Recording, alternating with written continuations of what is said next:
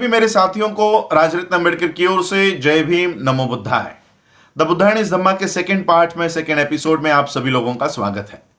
कल के भाग में हम लोगों ने देखा कि डॉक्टर बाबा साहब अम्बेडकर जी की द बुद्धायन इज धम्मा ये ग्रंथ लिखने के पीछे बाबा साहब अम्बेडकर जी की भूमिका क्या थी।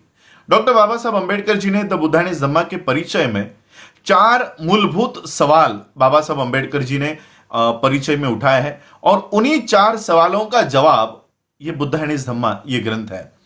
तो पहला सवाल जो डॉक्टर बाबा साहब अम्बेडकर जी ने उठाया वो सिद्धार्थ गौतम के परिव्रजा के बारे में था। तो इसी सवाल का जवाब ढूंढने के लिए आज हम इन एपिसोड्स की शुरुआत करते हैं कि डॉक्टर बाबा साहब अम्बेडकर जी ने जो पहला सवाल उठाया कि सिद्धार्थ गौतम ने प्रवर्जा क्यों धारण की। तो चलिए आज के एपिसोड से हम इस बात का खुलासा करते हैं, इस सवाल का जवाब ढूंढते हैं कि सिद्धार्थ गौतम ने प्रवर्जा क्यों ली। 6वीं शताब्दी में भारत एक अखंड देश नहीं था। उस समय का भारत छोटे और बड़े राज्यों में बटा हुआ एक देश था। कुछ राज्यों के ऊपर एक राजा का, हर एक राज्यों में एक राजा का अधिकार हुआ करता था। ऐसे राज्य संख्या में 16 थे।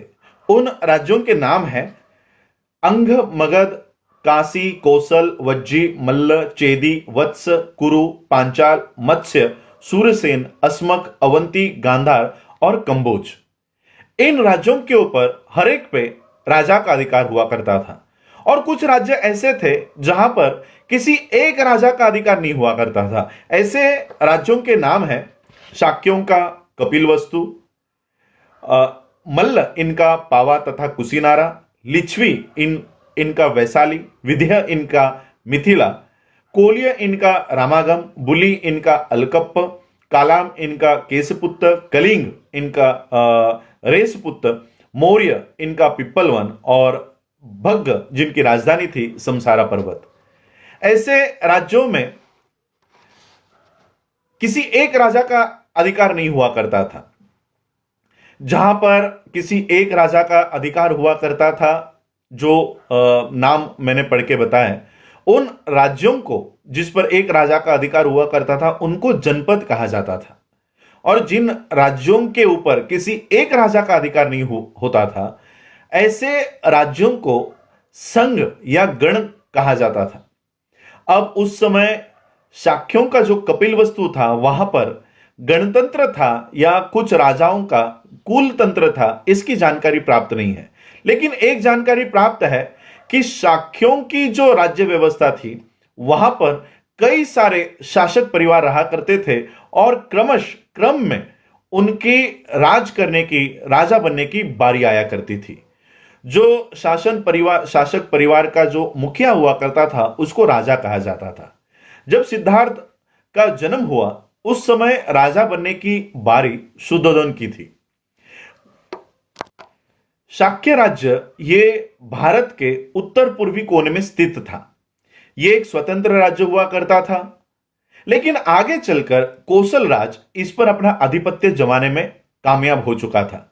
इसका परिणाम यह हुआ कि शाक्यों को या कपिलवस्तुओं को अपने कुछ राजनीतिक अधिकारों का उपयोग करना कठिन हो गया था। उनको पहले कौशल राज की अनुमति लेकर आनी पड़ती थी और उनके बाद ही वो अपने राजनीतिक अधिकारों का उपयोग कर सकते थे। कौशल राज और मगध राज ये उस समय के सबसे शक्तिशाली राज्य हुआ करते थे। कौशल राज के राजा प्रसन्नजीत और मगध राज के राजा बिंबिसार ये दोनों भी सिद्धार्थ गौतम के समकालीन थे। शाक्यों की जो राजधानी थी वो राजधानी थी कपिलवस्तु। ये कपिलवस्तु नाम थोर बुद्धिवादी कपिल इनके नाम पर पड़ा हुआ था।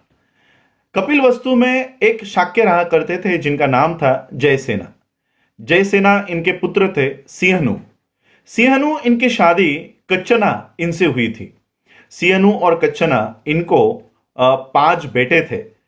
शुद्धोधन, धोतोधन, शुक्लोधन, सुक्कोधन और अमितोधन। इन 5 बच्चों के अलावा उनकी और 2 पुत्रियां भी थी, अमिता और पमिता। शुद्धोधन इनकी शादी महामाया से हुई थी। महामाया इनके पिताजी अंजना ये एक कोलिय थे और वो देवदह नाम के शहर में या गांव में रहा करते थे। परिवार का जो गोत्र था वो गोत्र था आदित्य। शुद्धोधन ये एक महान योद्धा थे और उनके पराक्रम की वजह से, उनके शौर्य की वजह से उनको एक और शादी करने की अनुमति मिल गई थी और शुद्धोधन इन्होंने महाप्रजापति को चुना जो महामाया की बड़ी बहन थी।